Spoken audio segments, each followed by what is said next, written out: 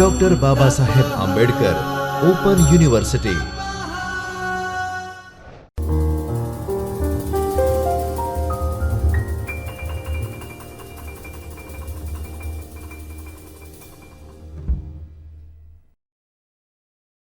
नमस्कार। Doctor Baba Saheb Ambedkar open university के चैतन्य studio में आप सभी का स्वागत है। मैं Neetu Singh, assistant professor in special education. आज का जो हमारा टॉपिक है वो बीएड स्पेशल एजुकेशन के paper ACSV 03 intervention and teaching strategy के block 5 teaching sociology to visually impaired children से है। पिछले क्लास में हमने इसका पहला भाग किया था, सीखने के महत्व तक। आज उसके आगे का जो पोर्शन है वो करेंगे, तो चलिए स्टार्ट करते हैं।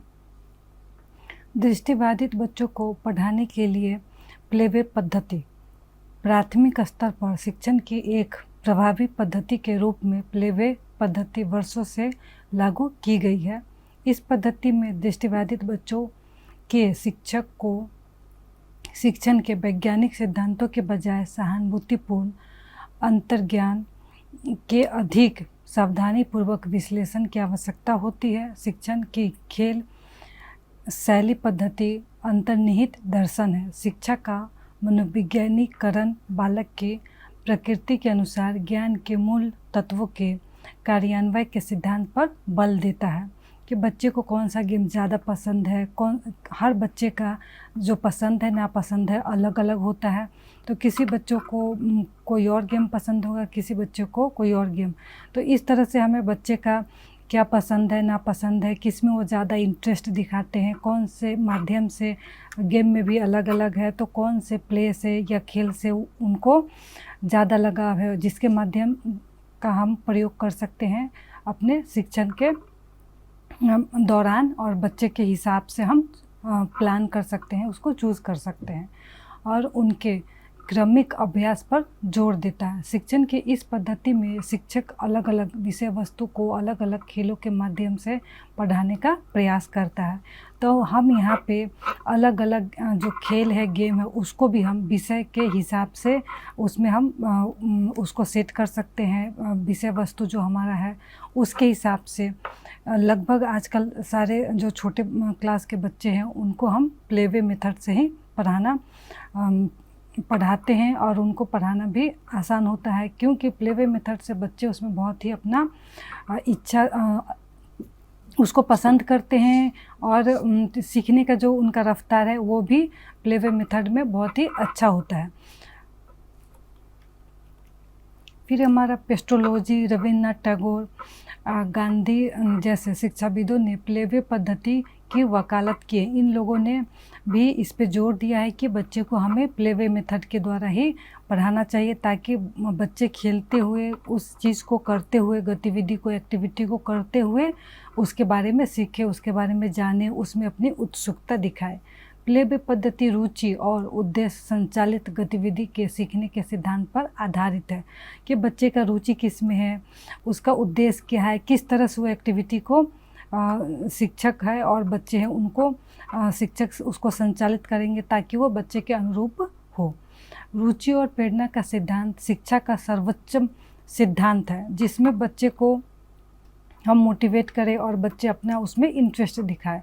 तो ये सबसे अच्छा सिद्धांत है और सबसे कारगर सिद्धांत है। रुचि वह पेट्रोल है जो मानसिक इंजन को चलाता है। बच्चा शैक्षिक त्रिकोण का सबसे महत्वपूर्ण हिस्सा है।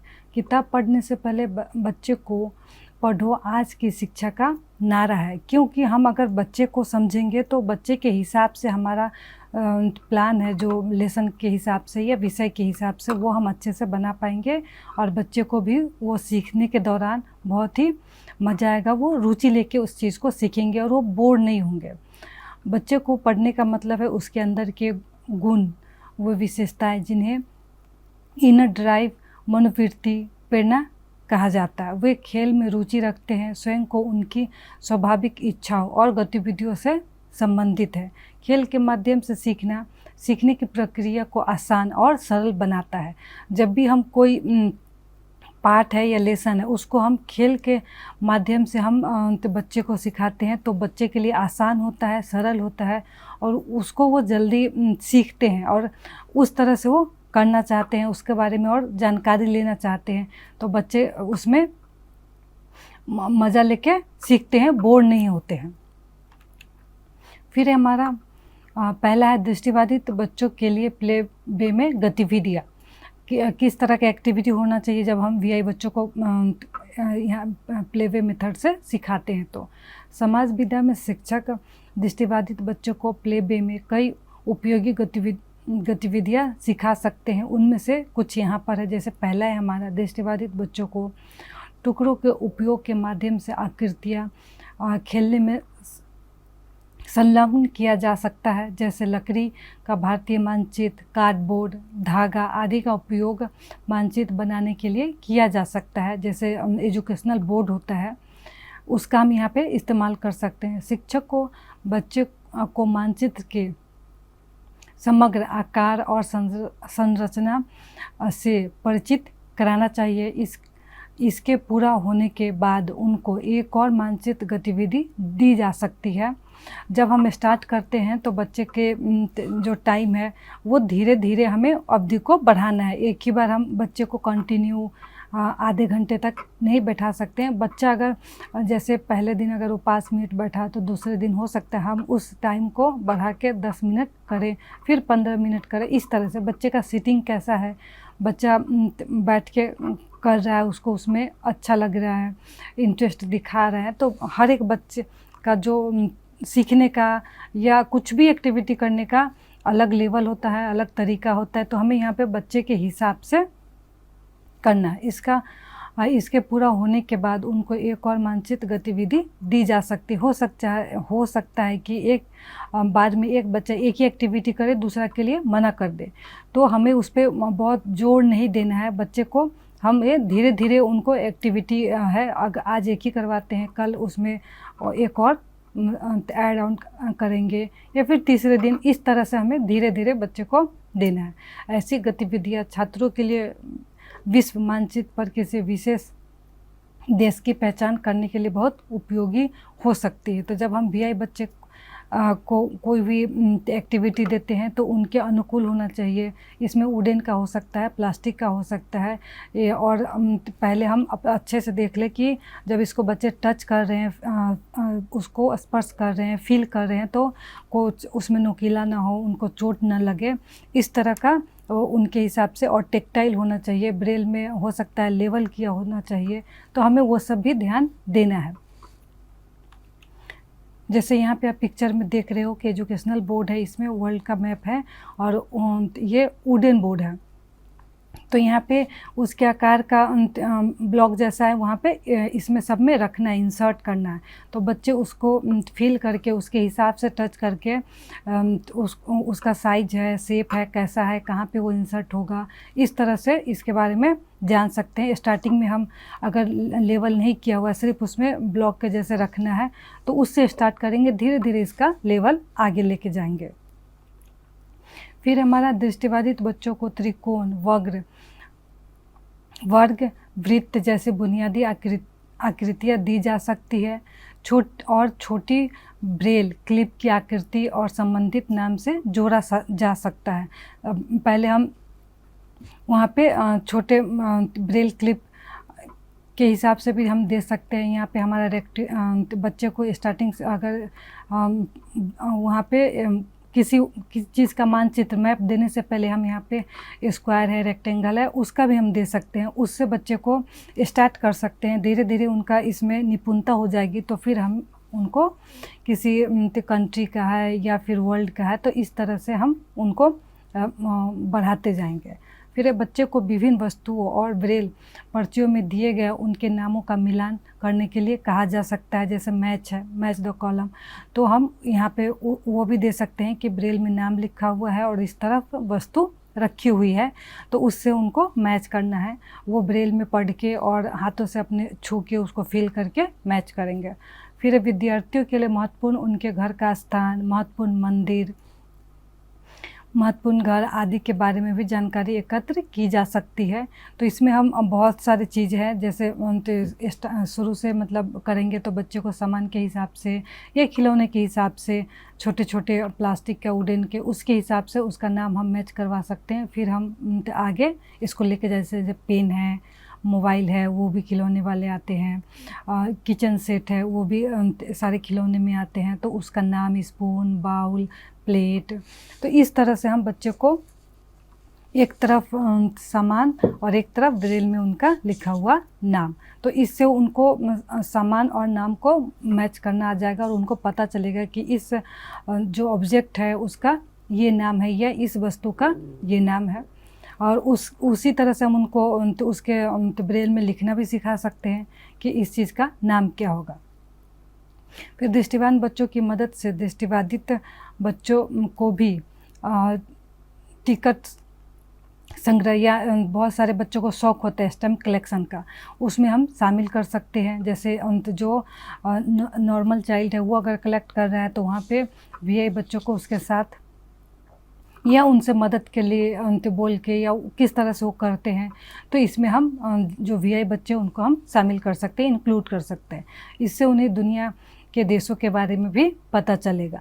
तो इस तरह से उनको अलग अलग कंट्री का जो स्टैम्प होता है उसके बारे में उनको पता चलेगा, और दोनों बच्चे हैं उनमें भी इंटरेक्शन होगा, एक दूसरे के बारे में जानेंगे, और तो उनको उनमें मदद करने का, हेल्प करने का जो भावना है वो भी जो नॉर्मल बच्चे हैं उनको पता चलेगा, और उसके बारे में उनको जानकारी मिलेगी और एक दूसरे को सपोर्ट करेंगे सीखने में भी और चीज़ों में भी।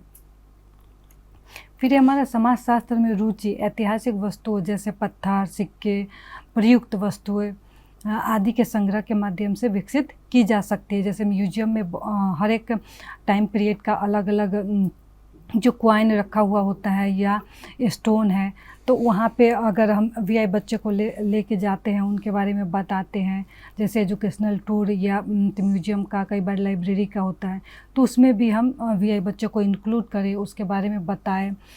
यहाँ पे हर जगह तो संभव नहीं है कि जो वीआई बच्चे उनको टच करके देखें, लेकिन जितना संभव हो सके उतना वो अपने अंतस्पर्शीय क्षमता से उसके बारे में जानकारी ले सकते हैं। अगर वहाँ पे ब्रेल में लेबल किया हुआ है तो उससे भी उनको और मदद मिलेगी और उसके बारे में जान पाएंगे। फिर गतिशीलता मानचित्र में उपयोग किए गए विभिन्न प्रतीकों से परिचित कराने के बाद बच्चों को मानचित्र में उपयोग किए गए विभिन्न प्रतीकों की पहचान करने के लिए कहा जा सकता है। बालक घर के रूप में पहचान सकता है। इससे बच्चे को भौगोलिक मानचित्र के विभिन्न स्थानों को ढूंढने में मदद मिलेगी। तो यहाँ पे जो गतिशीलता मानचित्र है उसका भी हम प्रयोग कर सकते हैं। बच्चे को पहले हम उसके बारे में बताएंगे, उसके बाद फिर बच्चे को बताने के बाद उसके बारे में जानकारी देने के बाद हम फिर उनसे पूछ भी सकते हैं कि ये अलग अलग जो प्रतीक है उसके बारे में बताओ या कहाँ पे है। इस तरह से वो मैप में और टच करके हमें बता सकते हैं और उसके बारे में सीख सकते हैं। जैसे आप पिक्चर में देख रहे हो, ये वीआई बच्चों के हिसाब से है, तो जैसे घर का है और कहाँ पे वो रखा हुआ है, किधर से रास्ता जा रहा है, तो इस तरह से हम खेल के माध्यम से भी हम बच्चे को बता सकते हैं। फिर उसको अगर बिखरा हुआ है तो वो सेट करेंगे कौन सा कहाँ पे लगेगा, तो इसके हिसाब ऐसे करने से भी वो सीखेंगे और उसके बारे में जानेंगे। और यहाँ पे सब टेक्टाइल के रूप में है कि बच्चे उसको फील करें, महसूस करें, ऊपर का भाग, नीचे का भाग, या फिर अगर जो रास्ता जा रहा है वो किस तरह से जा रहा है, कहाँ पे होगा। तो इसमें हम इसके द्वारा बच्चे को खेल के माध्यम से और इसके बारे में बता सकते हैं और वो आसानी से सीख सकते हैं। फिर हमारा टेक्सटाइल मैचिंग बोर्ड में बच्चों को महत्वपूर्ण देशों और उनकी राजधानियों के जोड़े मिलाने के लिए कहा जा सकता है। जैसे कंट्री का नाम है और उसके कैपिटल है। इस पद्धति को जिला, तालुका आदि तक बढ़ाया जा सकता है। तो इसमें हम जो ब्लॉक लेवल का है और डिस्ट्रिक्ट का है, तो इस तरह से हम बच्चे को मैचिंग बोर्ड में उसके माध्यम से उसके बारे में बता सकते हैं और उनको जानकारी प्राप्त हो सकती है। यदि संभव हो तो शिक्षक छात्र से प्लास्टिक रिफिल शीट पर चित्र बनाने को कहें। स्पर्श द्वारा विभिन्न आकृतियों को महसूस करने का अवसर दे सकते हैं। यह मानचित्र पढ़ने में बेहतर विजुअलाइजेशन प्रदान करता है। फिर हमारे दृष्टिबाधित बच्चों को नाट्य गतिविधियों में शामिल किया जा सकता है। वे एकल अभिनय, समूह अभिनय आदि में भाग ले सकते हैं। अगर हम बच्चे को नाटक के द्वारा कोई एक्टिविटी करवा रहे हैं तो उसमें बच्चा अकेले भी परफॉर्म कर सकता है, या ग्रुप में परफॉर्म करना है तो उसके लिए भी बच्चा कर सकता है। इसके लिए हमें बच्चे को ट्रेनिंग प्रशिक्षण देने की आवश्यकता है, ग्रुप में या अकेले। जो भी हम उसमें नाटक का जो टॉपिक सिलेक्ट करते हैं उसके अनुसार, तो यहाँ पे बच्चा उस एक्टिविटी में भी पार्ट ले सकता है, परफॉर्म कर सकता है। आप यहाँ पे पिक्चर में देख रहे हो अलग अलग जो TLM है, वो है ब्रेल बुक का है, या फिर जो भी हमारा रोड या कोई भी हम मैप बनाना चाहे तो इसके हिसाब से हम बना के अलग अलग शेप साइज़ का, ट्रायंगल है, सर्कल है, रेक्टेंगल है, स्क्वायर है, तो इसके हिसाब से हम बच्चे को बच्चे को बना के किसी टॉपिक से रिलेटेड जगह का या फिर किसी वस्तु का बताना है हमें, तो उनको हम बता सकते हैं। रोड मैप बना सकते हैं, किसी एरिया के बारे में बता सकते हैं, तो इसके द्वारा हम बना के उनको बता सकते हैं, सिखा सकते हैं। फिर है हमारा समाज शास्त्र शिक्षण में क्षेत्र भ्रमण का स्थान। बच्चों को ऐतिहासिक स्थानों जैसे कि मंदिर, पहाड़ियों, नदियों आदि की यात्रा पर ले जाया जा सकता है, ताकि उन्हें स्थानों का प्रत्यक्ष अनुभव मिल सके, मतलब लाइव वो उसको खुद अनुभव करे, फील करे। ऐसे तो हम मोबाइल या टीवी या बहुत सारे तरीके जिससे हम देखते हैं अपने इन्वायरमेंट के बारे में या चीज़ों के बारे में, लेकिन जो लाइव हम एक्सपीरियंस करते हैं उसका जो अनुभव है वो एक अलग ही होता है। तो यहाँ पे हम ऐतिहासिक स्थानों पे हम बच्चे को ले जा सकते हैं। हमारा वहाँ पे बच्चे खुद जाके उस चीज़ को फील करेंगे, महसूस करेंगे किस तरह का है, कैसा है। तो इसे हम एजुकेशनल टूर कहते हैं। और यहाँ पे हमें जो नॉर्मल बच्चों को लेके जाते हैं उसी तरह से हमें VI बच्चों को भी यहाँ पे लेके जाना चाहिए, उनको इस चीज़ों के बारे में बताना चाहिए। जैसे हमारा मंदिर है, सोमनाथ की मंदिर है, राम मंदिर है, कैफ्स है, इस तरह से। फिर कई देशों में ऐतिहासिक उद्देश्यों के लिए संग्रहालयों और अभिलेखागारों का दौरा किया जा सकता है। वहाँ पे भी हम बच्चे को लेके वहाँ पे भी उनका भ्रमण है वो करवा सकते हैं, बच्चे को बता सकते हैं। दृष्टिबाधित बच्चों को वस्तुओं को छूने और आवश्यक अवधारणाओं को विकसित करने की अनुमति देने के लिए शिक्षक को विशेष अनुमति लेनी चाहिए। अगर हम VI बच्चे को अगर एजुकेशनल टूर पे लेके जा रहे हैं तो बच्चे वहाँ के चीज़ों को छू के या फिर उनके बारे में उनको रिकॉर्डेड हो, या फिर जो भी टूर गाइड है वो बता सकता है, बोल के बता सकता है। तो इसके लिए हमें अनुमति भी लेनी चाहिए, ताकि जो VI बच्चे हैं वो किस तरह से ज़्यादा उस चीज़ के बारे में, उस जगह के बारे में जान सके और उसके बारे में पता कर सके, उसका एक्सपीरियंस ले सके।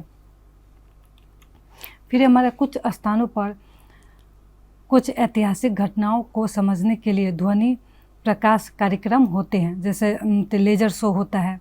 हालांकि दृष्टिबाधित बच्चों के पास ऐसे कार्यक्रमों में खोने के लिए बहुत कुछ नहीं है, क्योंकि ध्वनि किसी अवसर या घटना का संदेश संप्रेषित करने का प्राथमिक साधन है। ऐसे सुविधाजनक कार्यक्रम विद्यालय स्तर पर आयोजित या रिकॉर्ड किए जा सकते हैं। जैसे लेजर शो है तो उसमें होता हुआ भी हम देखते हैं और साउंड के माध्यम से भी हम सुनते हैं। तो यहाँ पे जो VI बच्चे वो देख तो नहीं पाएंगे, लेकिन सुन पाएंगे, तो सुन के भी वो जानकारी प्राप्त कर सकते हैं, उसके बारे में जान सकते हैं। इसी तरह का हमें जो आयोजित रिकॉर्ड करके भी हम VI बच्चों को बता सकते हैं उसके बारे में, और आयोजित भी हम इस तरह का एक्टिविटी है वो कर सकते हैं अपने विद्यालय में या कहीं भी, और करना है तो अनुमति लेके हम कर सकते हैं। फिर स्कूलों में समाजशास्त्र पढ़ाने के लिए मानचित्र पढ़ाना महत्वपूर्ण है। निम्नलिखित पृष्ठों में मानचित्र शिक्षण और सीखने के विभिन्न पहलुओं को समझाया गया है। तो इसके बारे में हम देखते हैं। जैसे पहला है हमारा मानचित्र, मैम पढ़ना और व्याख्या। मानचित्र क्या है या मैप हम किसे कहते हैं? तो मानचित्र एक निश्चित पैमाने या प्रक्षेपण पर भौगोलिक स्थिति के अनुरूप आरेख पर प्रत्येक बिंदु का प्रतिनिधित्व है, जो पृथ्वी की सतह के सभी हिस्सों, भौतिक, राजनीतिक या अन्य को एक सपाट सतह पर दिखाया जाता है, उस पर हम देख सकते हैं। तो जो मैप है वो आप और हमने हर एक अपने क्लास में 9-10 में देखा है। उसके बाद तो स्ट्रीम बदल जाती है तो लोग उतना नहीं देखते, लेकिन जो हमारा 10 का क्लास है या 9 के क्लास में हम सब ने ज्योग्राफी में ये मानचित्र मैप देखा है। यहाँ पे जो पॉलिटिकल मैप है वो भी देखा है, जो हमारा भौतिक है या फिर वेजिटेशन या फिर हमारा मिनरल्स है कि किस स्टेट में कहाँ, इंडिया के अलग अलग जो स्टेट्स है वहाँ पे कौन सा मिनरल्स पाया जाता है, किस तरह का वहाँ पे वेजिटेशन होता है, या पॉलिटिकल के बारे में है तो हम मैप के उसमें दर्शाया होता है तो हम उसके बारे में आसानी से जान पाते हैं, उससे इन्फॉर्मेशन लेते हैं, उसके बारे में पढ़ते हैं। तो यहाँ पर मानचित्रों का समान वर्गीकरण, तो यहाँ पे हमें मानचित्र का भी वर्गीकरण किया गया है। पहला है हमारा स्केल मैप जो मानचित्र का पैमाना दर्शाता है। दूसरा है हमारा थीमेटिक मैप जिसे हम हिंदी में विषयगत मानचित्र भी कहते हैं, जो किसी विषय या थीम को दर्शाता है। फिर पहला हमारा स्केल मैप मानचित्र का पैमाना मानचित्र पर पूरी और ज़मीन पर संबंधित दूरी का अनुपात है। पैमाने के अनुसार मानचित्र इस प्रकार का है। पहला है हमारा कैडेस्ट्रेट मानचित्र। बड़े पैमाने के मानचित्रों जैसे लार्ज स्केल मैप को हम कैडेस्ट्रेट मानचित्र के रूप में भी जानते हैं या कहते हैं। बड़े पैमाने क्षेत्र की सीमाओं, व्यक्तिगत घरों आदि का पूरा विवरण दिखा सकता है। इसमें हमारा जो एरिया है या फिर जो घर का मैप है वो इसमें हम दिखाते हैं या इसका विवरण होता है। अधिक विवरण के साथ कम क्षेत्रफल दर्शाते हैं। बड़े पैमाने के मानचित्र का अनुपात छोटा होता है, जैसे कि यहाँ पे आप एग्जांपल में देख रहे हो जो ब्रैकेट में है 1:10,000 या 1:25,000 है। और इसमें सैकड़ों और इसमें सड़कों और भवन के पदचिन्ह जैसे अधिक विवरण होंगे। जैसे लेफ्ट राइट या जो रोड का है वो एकदम क्लियर दिखाई देगा। जैसे आप गूगल मैप देखते हो, कैब या कोई बुक करते हो तो उसमें आप बड़ा छोटा करके देखोगे तो आपको पता चलेगा। जैसे जैसे हम उसको बड़ा करते जाते हैं तो और एरिया जो गली है या रोड मुड़ रही है, टर्न है, लेफ़्ट राइट सब क्लियर दिखाई देता है। लार्ज स्केल है उसमें आपके रोड या कहाँ से टर्न करना है या भवन के जो पद सीन है कहाँ से स्टार्ट हो वो सब आपको क्लियर दिखाई देगा। ऐसे मानचित्र दृष्टिबाधित बच्चों को स्पर्शीय के रूप में प्रस्तुत किए जाते हैं, इस तरह से कि उन्हें छूना और महसूस करना संभव हो सके। तो यहाँ पे हम जब भी वीआई बच्चे को ये मैप देते हैं, हम इस लार्ज स्केल मैप देते हैं तो वो टेक्टाइल के रूप में देते हैं ताकि उसको आसानी से छू सके, महसूस कर सके और फील कर सके। तो यहाँ पे रोड है, यहाँ से बाउंड्री है या फिर घर की दीवार या फिर सीढ़ी स्टार्ट हो रही है, तो इस तरह से वो उनको क्लियर हो सके और उसके बारे में जान सके। जैसे आप पिक्चर में देख रहे हो लार्ज स्केल मैप, और large scale map cover only a small area but it show a lot of detail from that area. छोटा सा एरिया आपको दिखाएगा लेकिन उसके बारे में पूरा डिटेल उस एरिया का होगा। स्मॉल एरिया मेनी डिटेल्स, वहाँ की जो छोटी छोटी बारीकी है उस एरिया के बारे में वो भी आपको उस मैप में दिखेगा। फिर हमारा दूसरा है टोपोग्राफिकल मैप। ये बड़े पैमाने पर वास्तविक सर्वेक्षणों पर आधारित मानचित्र भी है। स्थलाकृतिक मानचित्र पृथ्वी की सतह पर दिखाई देने वाली विशेषताओं का विस्तृत सटीक ग्राफिक प्रतिनिधित्व है। इन सुविधाओं में शामिल है जो पहला है हमारा सांस्कृतिक है। इसमें सड़कें, इमारतें, शहरी विकास, रेलवे, एयरपोर्ट, स्थानों के नाम और भौगोलिक विशेषताएं, प्रशासनिक सीमाएं।